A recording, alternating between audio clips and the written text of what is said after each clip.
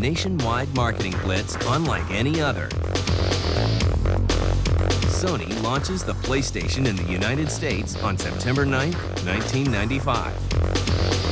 The first day, September 9th, I felt really like, oh, we did it. But it was not really a huge amount of numbers in the first year. It's like only 800,000 units.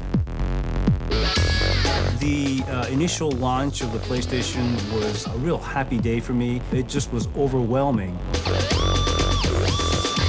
For a relatively unknown company, at least in the video game business, to get that kind of enthusiasm from day one. The original PlayStation, I think, really touched a nerve. I think part of that was down to the product itself. It's a great hardware device, and they lined up some great software, and I'd like to think we did some nice marketing as well. The controller of the PlayStation, it's unbelievable. It's just perfect. The PlayStation picks up more and more sales thanks to powerful hardware and a collection of exclusive games and other hits. We had Ridge Racer as a driving game. Okay, the final lap, hang in there! So we had a driving game, and then I wanted a fighting game. So I went out and hunted for that. I found Toshinden. If you look at the sexiness and the appeal of what Toshinden was about as a fighting game, it was fabulous. It was a major, major hit.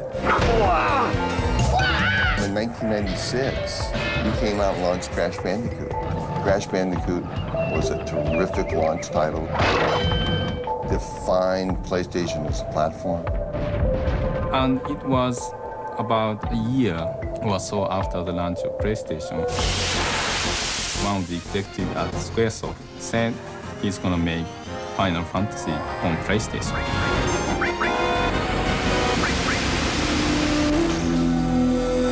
At that point, I felt that all the tides will change. The PlayStation proves to be a juggernaut that plows through all competition.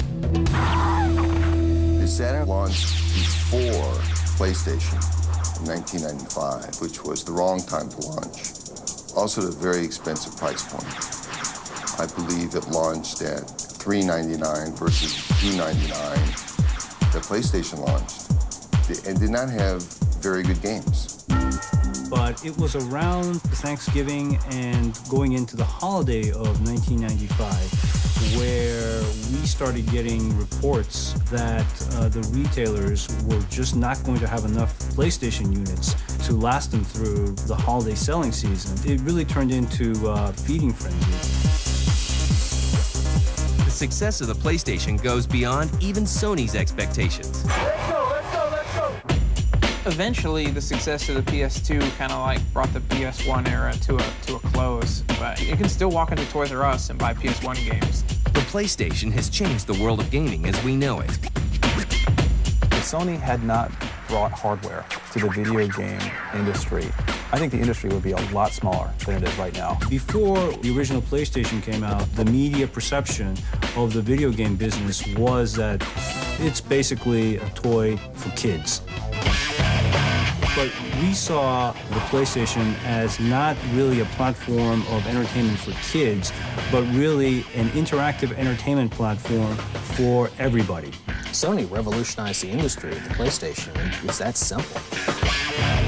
They started off as an underdog, and in 10 years have managed to own over half the market, and that's just incredible. There are now over 35 million PlayStation 1 machines in the US and Canada combined, which puts us at an unbelievable household penetration rate compared to other game systems. And I think for many consumers, PlayStation equaled gaming. Today, Sony remains #1. The PlayStation successor, the PlayStation 2, has shipped more than 90 million units worldwide and is still going strong. Sony is moving into the portable gaming market with the PSP, while the next generation PlayStation 3 is just around the corner. Ladies and gentlemen, please give a warm welcome to the father of the PlayStation, Ken Kutaragi. And the man that started it all is still at the helm, ready for the next challenge. And now, I have the final and the biggest announcement. Ken Kutaragi is a man who has like years in advance plotted out in his head and has an amazing vision of where he wants video games to go. Ken is really the father of the PlayStation. He always believed PlayStation would be #1. You know what? I have to applaud him. He was right.